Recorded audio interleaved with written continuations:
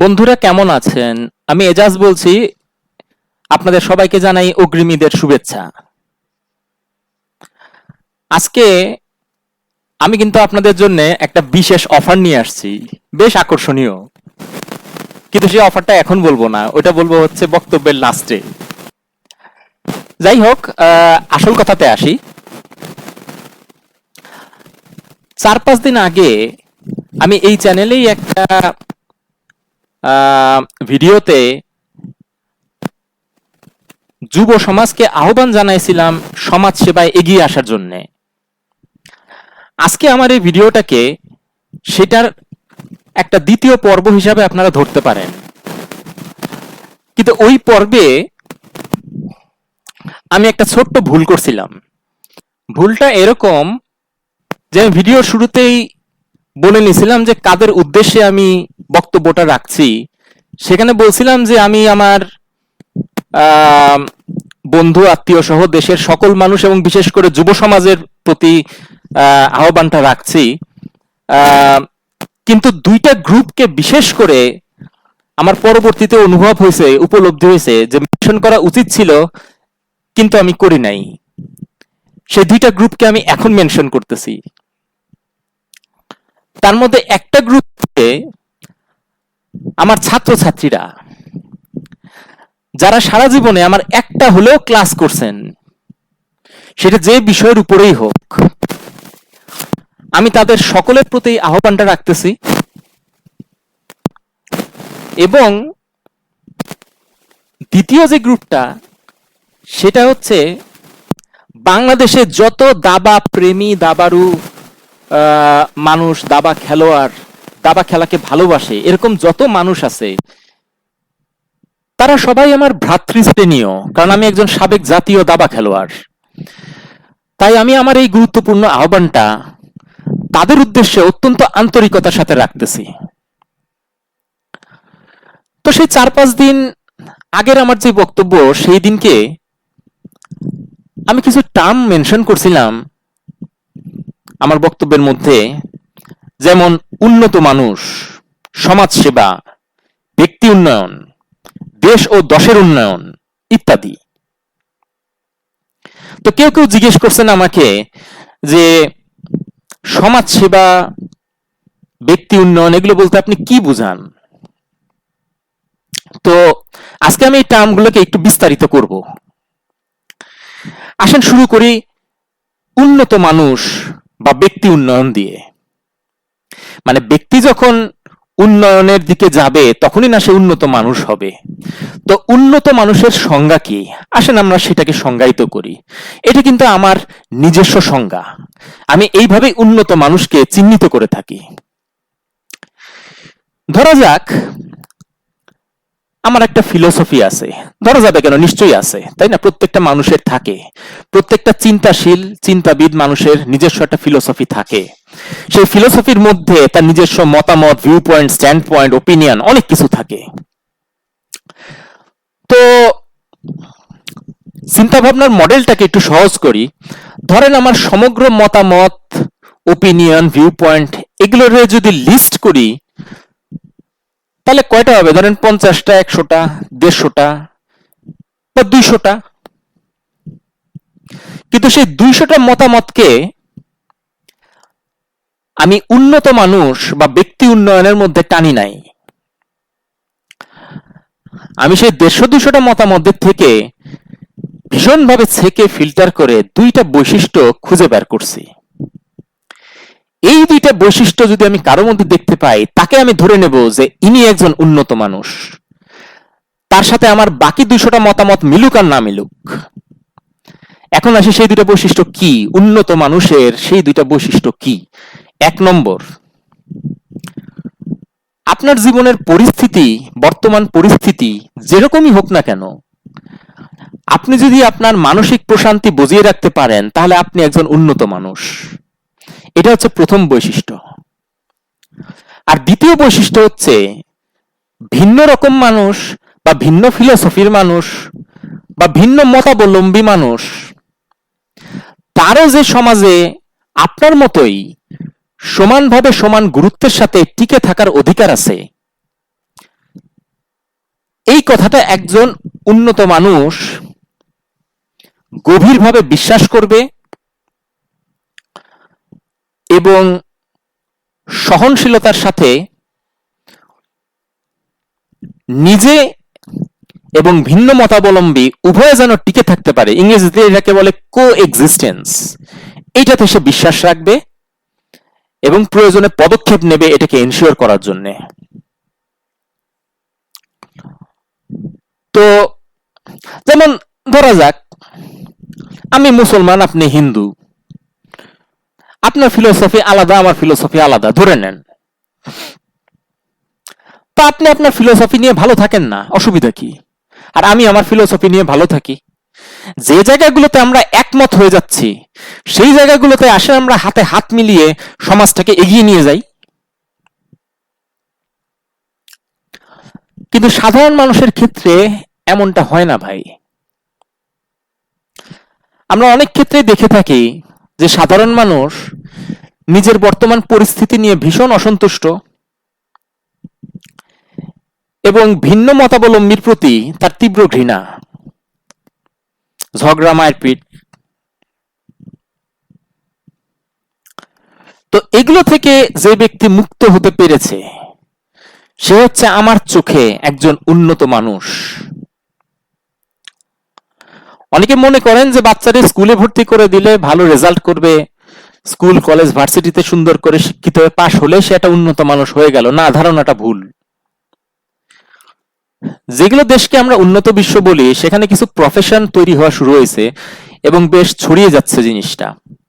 উদাহরণস্বরূপ বলতে পারি পার্সোনাল ডেভেলপমেন্ট ট্রেনার অথবা মোটিভেশনাল স্পিকার অথবা অ্যাঙ্গার ম্যানেজমেন্ট স্পেশালিস্ট, এই ধরনের কিছু প্রফেশন ডেভেলপ কান্ট্রিতে তৈরি হচ্ছে, আমাদের দেশে তৈরি হওয়া শুরু হয়েছে, কিন্তু এখনো অতটা প্রসার লাভ করে নাই। কারণ মানুষ এখন বুঝতে পারছে যে উন্নত মানুষ, উন্নত চিন্তার মানুষ হতে গেলে ভিতরে এমন কিছু বৈশিষ্ট্যের ফসল ফলাতে হয় যেটার সাথে স্কুল কলেজের সার্টিফিকেটের অন্তত এখন পর্যন্ত সরাসরি কোনো সম্পর্ক নাই। আমরা অনেক সময় এই ব্যক্তি উন্নয়ন বা উন্নত মানুষ হওয়া এটার সাথে সামাজিক উন্নয়নকে গুলায় ফেলি, কারণ চারিদিকে শুনি উন্নয়ন উন্নয়ন, তাই না? আচ্ছা, তো পার্থক্যটা আমি একটু ছোট করে বলি।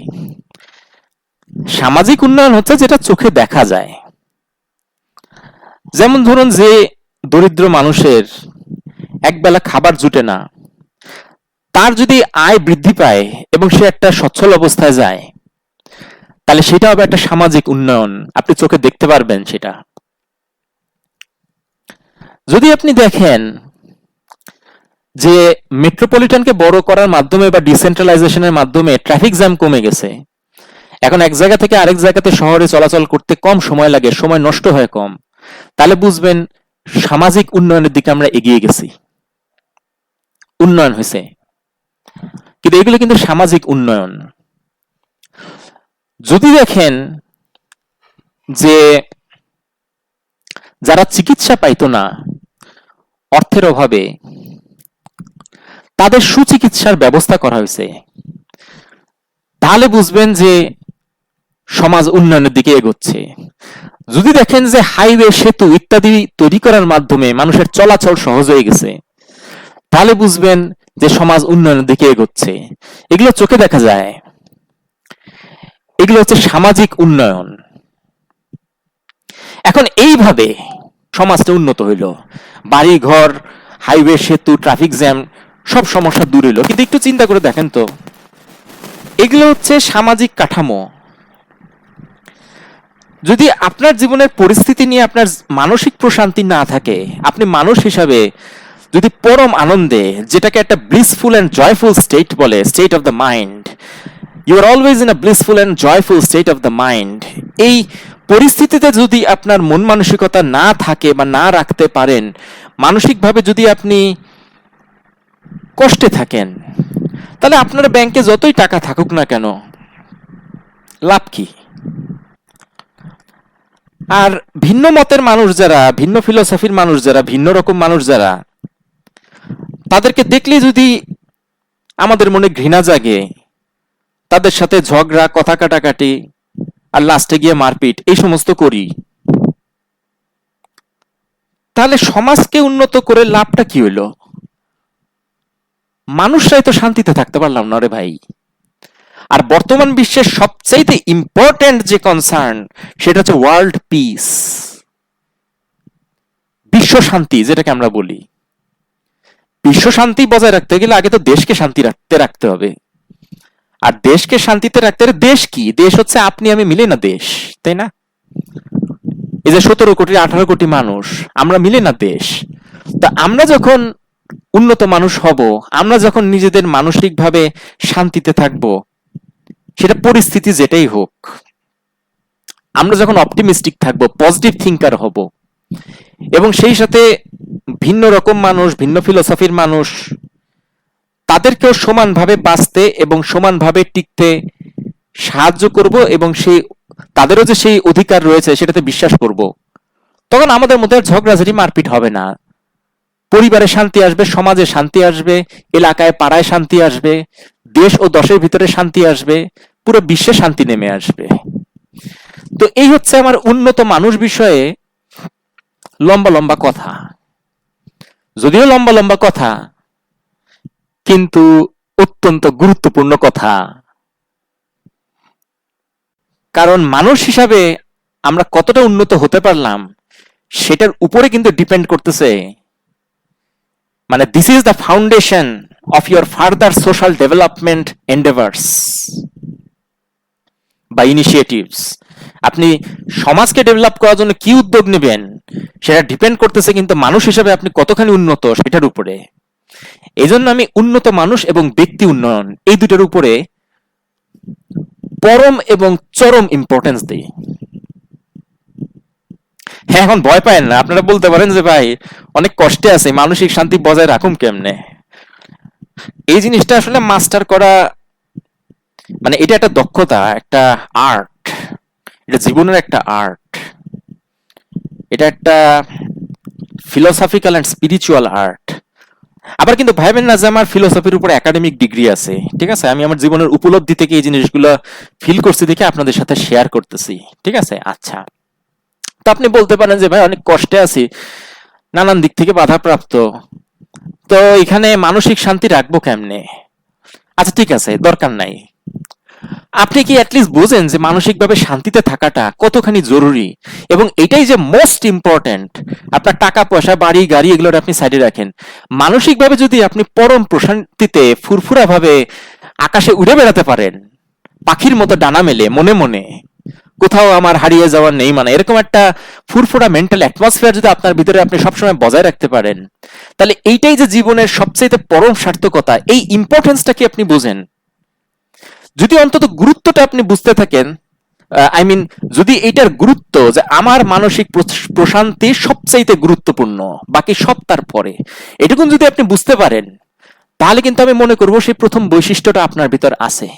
হয়তো আপনি এখনো সেই শিল্পটাকে আয়ত্তে আনতে পারেন নাই, সেই দক্ষতাটাকে আয়ত্তে আনতে পারেন নাই, কিন্তু এটাই যে সবচেয়ে গুরুত্বপূর্ণ দক্ষতা, যে যে কোনো অবস্থায় আমি মানসিক প্রশান্তি বজায় রাখবো। এই জিনিসটা আপনি যদি গুরুত্বটা বুঝতে পারেন, আমি আপনাকে উন্নত মানুষের খাতায় আমি লিস্ট করে নেব আপনার নাম। আচ্ছা, তো এরপরে বলছিলাম সমাজ সেবা। আমি তো বলছিলাম যে গত আহ্বানের যে প্রথম পর্ব, সেই আহ্বানের প্রথম পর্ব নামে একটা লিংক আমি ডেসক্রিপশন বক্সেও দিয়ে দিলাম এই ভিডিওর, যাতে করে সেই 4-5 দিনের আগে যে ভিডিওটা দিছিলাম ওটা খুঁজে পাইতে। আসলে ভিডিও তো না, ওটা আসলে একটা স্পিচ, বক্তব্য আর কি। সো সেই বক্তব্যটা দেয়া আছে ডেসক্রিপশন বক্সের লিংকে ক্লিক করলে সরাসরি আপনি ওটা শুনতে পাবেন, তাই দিয়ে রাখবো আর কি, বা দিয়ে রাখলাম এই ডেসক্রিপশন বক্সে। আচ্ছা, এখন আসতেছি আমি দ্বিতীয় যে টার্মটা, সেটা হচ্ছে সমাজ সেবা। অনেকে আমার প্রশ্ন করছে যে সমাজ সেবা বলতে আপনি কি বুঝান? সমাজ সেবা বলতে আমি কি বুঝাই এটাকে আমি এখন একটা শর্টকাট এক্সপ্লেনেশন দিব, ঠিক আছে? আচ্ছা, সমাজসেবা হচ্ছে যে জিনিসটা, একটা পদক্ষেপ আপনি নিলেন, সেটা করাতে আপনার কোনো উপকার হইল না, কিন্তু সমাজে 10টা মানুষের উপকার হইল। এটার মধ্যে অনেক কিছু পড়তে পারে। আপনি শীতকালে যে দরিদ্র ব্যক্তিরা কাঁথা কম্বলের অভাবে, গরম কাপড়ের অভাবে ঠকঠক করে কাঁপতেছে, আপনার আলমারি ভর্তি পুরানো গরম কাপড় আছে, আপনি নামে গিয়ে 10 জনের মধ্যে বিতরণ করে আসলেন, এটাও কিন্তু একটা ব্যক্তিগত পর্যায়ের সমাজ সেবা। আপনার কি লাভ হইলো? লাভ হইলো না তো, আপনার একটা ক্ষতি হইলো। আপনার জিনিসপত্র কিছু অন্য মানুষের কাছে বিলি হয়ে গেল, পকেটে একটা টাকাও ঢুকলো না, একটু সময় নষ্ট হলো সে বিতরণ করতে গিয়ে, জিনিসও গেল, সময়ও গেল, কিন্তু সমাজের 10টা মানুষের কিন্তু জীবন বাঁচলো।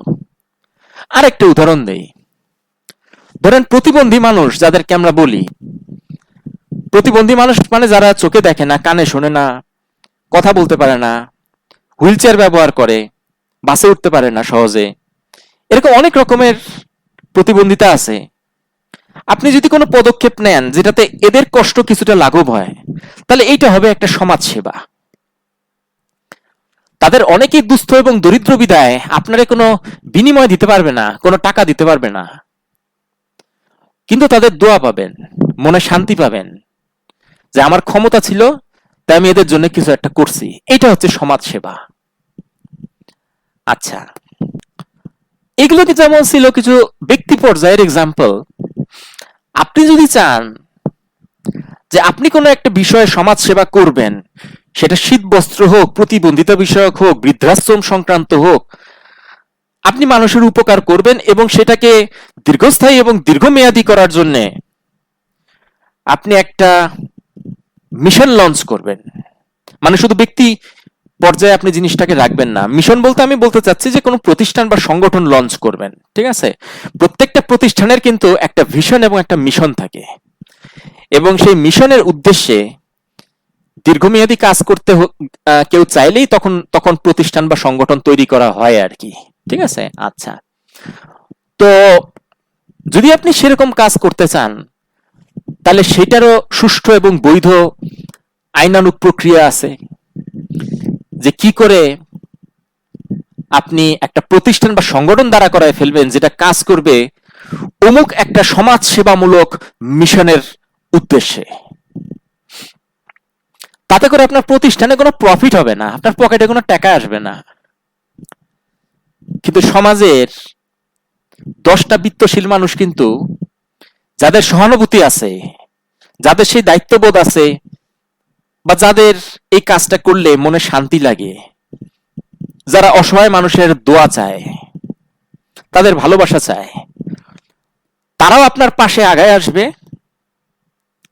এবং সমাজে অসহায় মানুষরা তারা উপকৃত হবে। এখন আমি আসতেছি একটা ভাইটাল কোয়েশ্চেনে। সেই ভাইটাল কোয়েশ্চেনটা হচ্ছে, অনেকেই প্রশ্ন করে, ইনফ্যাক্ট এই প্রশ্নটা আমার নিজের মনে এককালে ছিল, সমাজ সেবা করে লাভ কি?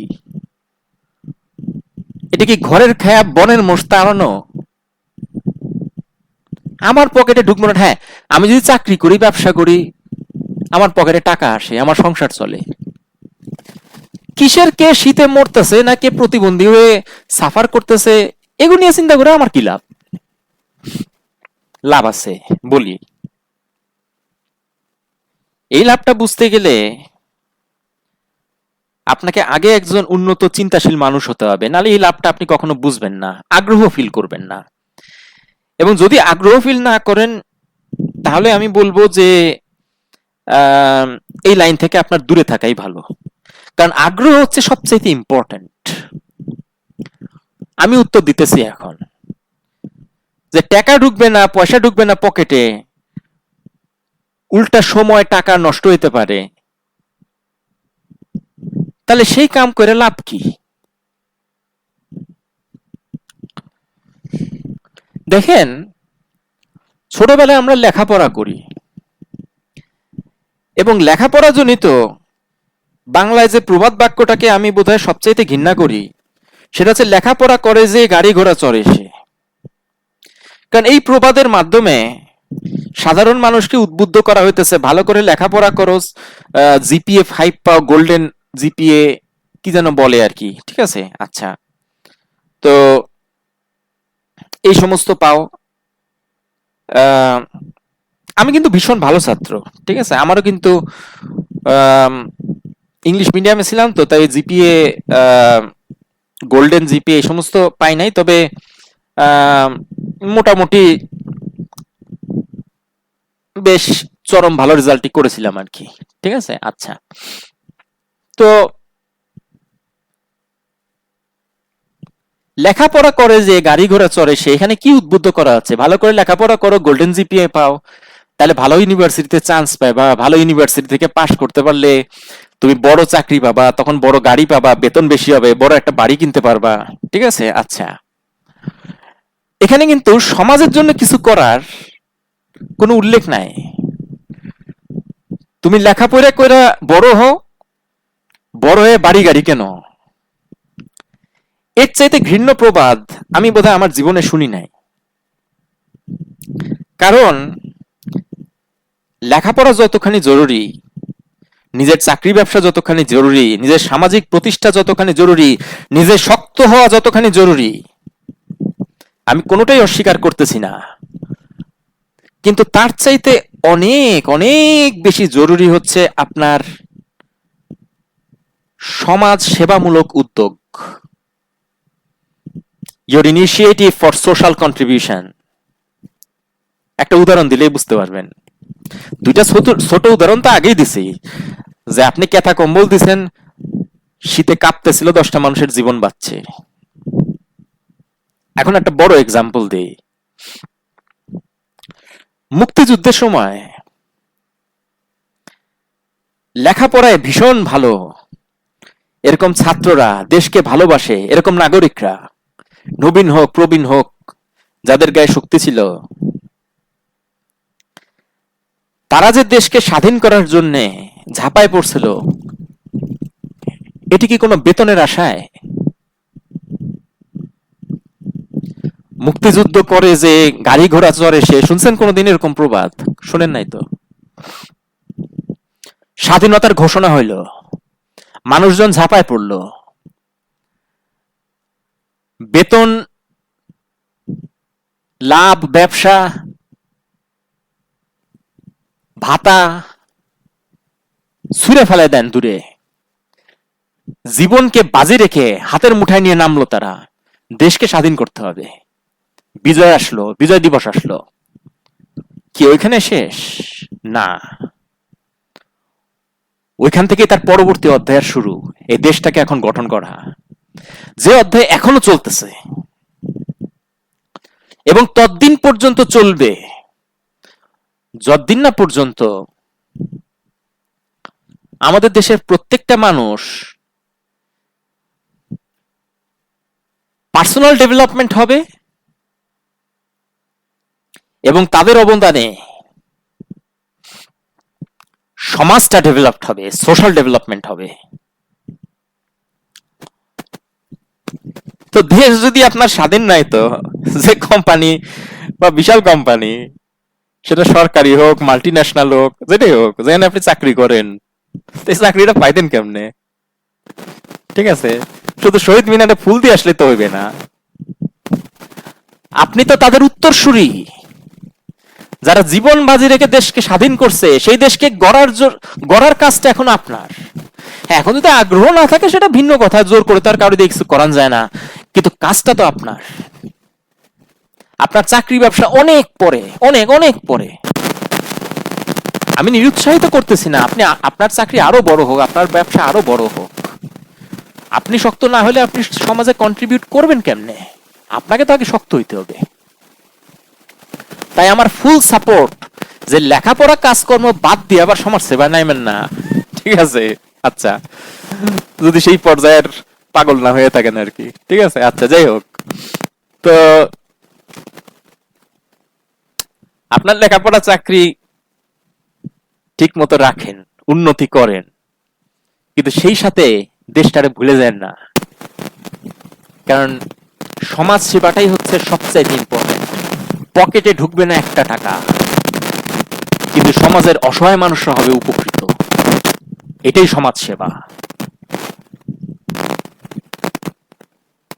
এখন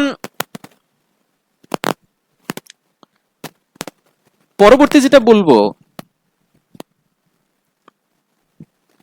সেটা হচ্ছে আমাদের দেশের যে সরকার, তারা তো দিনরাত দেশকে উন্নতি করার জন্য, দেশের উন্নয়ন ঘটানোর জন্য কাজ করেই যাচ্ছে না? সরকারের কাজই তো ওইটা। হ্যাঁ, সেটার পক্ষে বিপক্ষে কথা আছে। সেটা যারা বলতেছে, যারা পক্ষে কথা বলতেছে সরকারের, তারা সরকারের উন্নয়নমূলক কাজগুলোকে আরো অনুপ্রাণিত করতেছে। যারা বিপক্ষে কথা বলতেছে, তারা সরকারের ভুল ভ্রান্তিগুলোকে হয়তো ধরায় দেওয়ার চেষ্টা করতেছে। কারণ সরকারেরও তো ভুল হইতে পারে, তারাও তো মানুষ, মানুষ না? আমার মতই তো মানুষ। এই জন্যে সরকার ঠিক করুক আর ভুল করুক, তাদেরকে অনুপ্রেরণা দেওয়ার লোক আছে, তাদের ভুল ধরায় দেওয়ার লোক আছে, কিন্তু সেই লোক আমি না। কারণ সে পুরান কথা এখানেও বলে রাখে, আমি কিন্তু নন পলিটিক্যাল। আমি দেশের একজন শুভাকাঙ্ক্ষী সুনাগরিক হতে চাই এবং সেইভাবে নিজেকে আইডেন্টিফাই করি। আমি না আওয়ামী লীগ, না বিএনপি, না জামাত, না জাতীয় পার্টি। আমার আমার আমার আমি আমি আমি কোনো পলিটিক্যাল পারসন না। আমি বর্তমানে যারা সরকারে আছে, সামাজিক শৃঙ্খলা মেনটেন করতে গেলে দেশে একটা সুষ্ঠু ব্যবস্থা তো লাগে। তাই বর্তমানে যারা সরকারে আছে তারা যে সুষ্ঠু ব্যবস্থা মধ্যে দিয়ে দেশটাকে এগিয়ে নিয়ে যাওয়ার চেষ্টা করতেছে, আমি সেই সুষ্ঠু ব্যবস্থার মধ্যেই থাকব। আমি তাদের গুণগান গাওয়া বা তাদের বিপক্ষে কিছু বলা, এই দুটার কোনোটাই না। কারণ আমি তো সরকারি দলও করি না, বিরোধী দলও করি না, আমি তো নন পলিটিক্যাল। কিন্তু এই বিশ্বাস আমার থাকবে যে সরকারি দল যেই হোক, তারা পূর্ণাঙ্গ চেষ্টা করতেছে আন্তরিকভাবে দেশের উন্নয়ন ঘটাতে। কিন্তু ভাই, 18 কোটি মানুষের দেশ, সরকার একা হাতে কেমনে করবে রে ভাই? যদি আপনি আমি না আগায় আসি, দেশের চারিদিকে একটু তাকায় দেখেন তো, অসহায়, দরিদ্র, বঞ্চিত, সুবিধা বঞ্চিত, সংখ্যালঘু, নিপীড়িত মানুষ কি আপনি কম দেখতে পান? সরকার কি চেষ্টা করতেছে না এদেরকে উদ্ধার করতে, এদের উন্নয়নের ব্যবস্থা করতেছে? কিন্তু আপনাদেরকে এবং আমাকে আগে আসতে হবে, কন্ট্রিবিউট করতে হবে। যদি সে আগ্রহ আমাদের ভিতর থাকে, তাহলে আমাদের উন্নয়ন দুর্বার গতিতে এগিয়ে যাবে।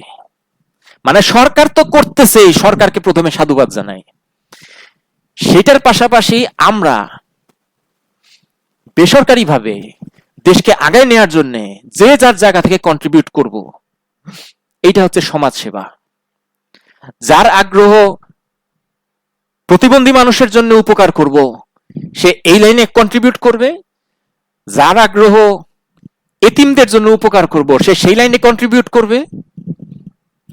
যার আগ্রহ অসহায় বৃদ্ধ মানুষদের জীবনকে আরো ভালো এবং সন্তোষজনক করার জন্য কন্ট্রিবিউট করব, সে সেই লাইনে কন্ট্রিবিউট করবে। আপনার যে লাইনে আগ্রহ, আপনি সেই লাইনে কন্ট্রিবিউট করবেন।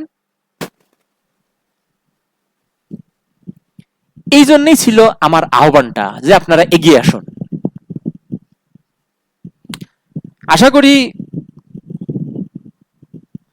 উন্নত মানুষ কে,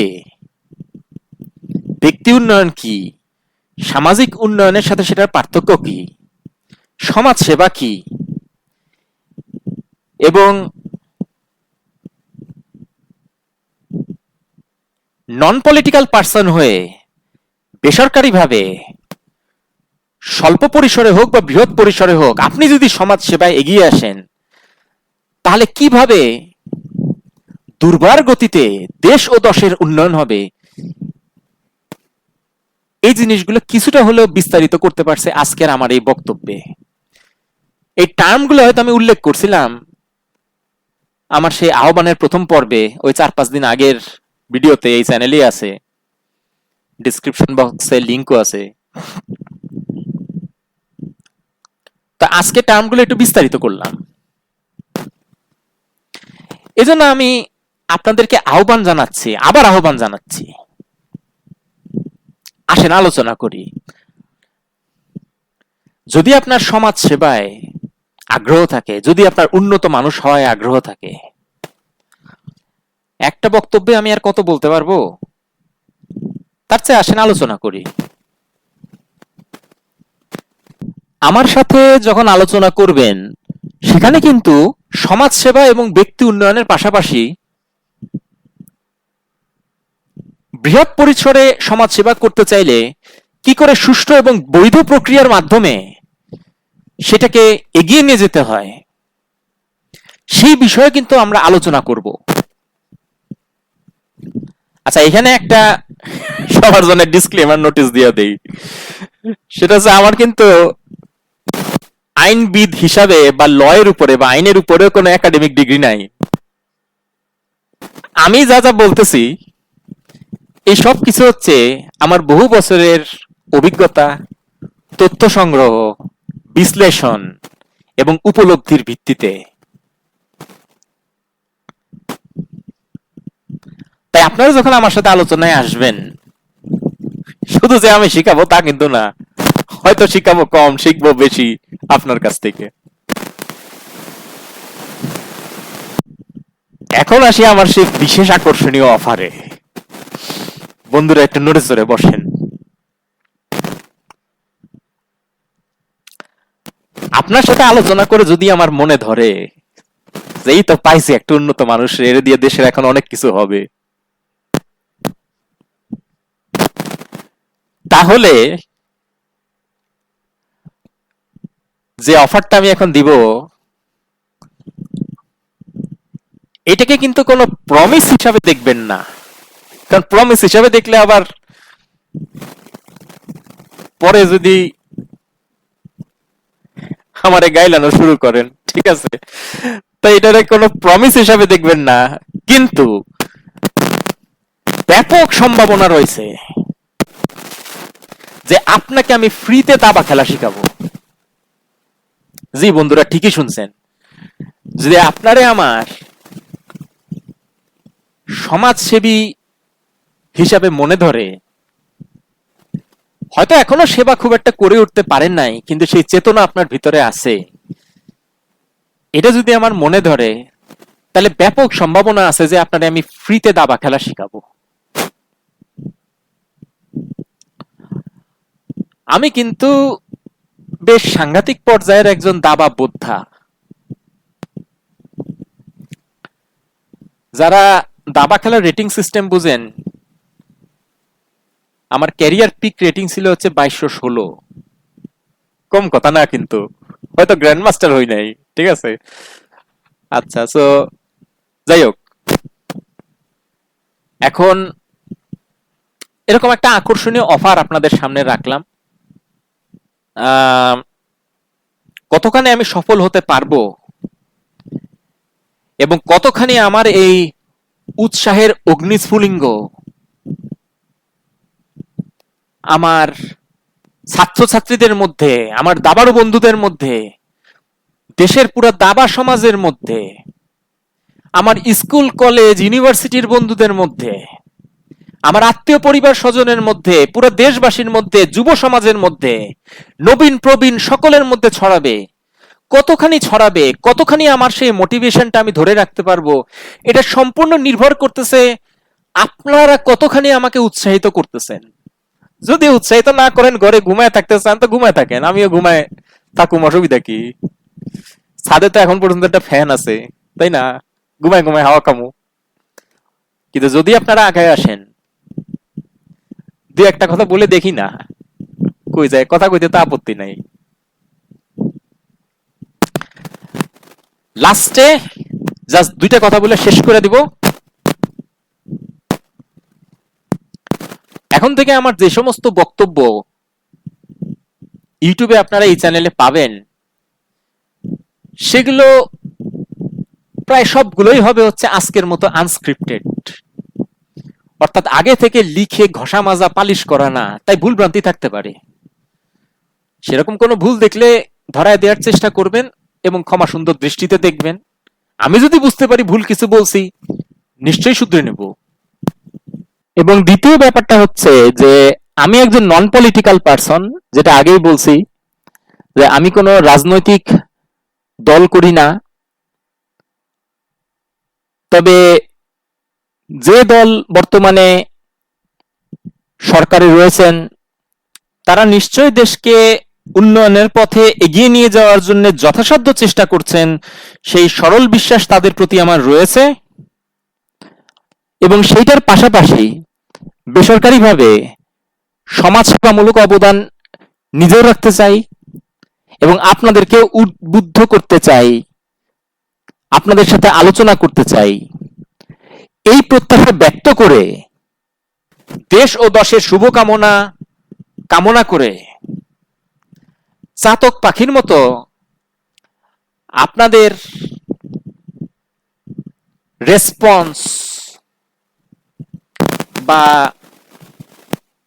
উৎসাহের দিকে তাকাইয়া থেকে পুনরায় ঈদের অগ্রিম শুভেচ্ছা জানিয়ে আজকের বক্তব্য শেষ করছি। সবাই ভালো থাকবেন। আল্লাহ হাফেজ।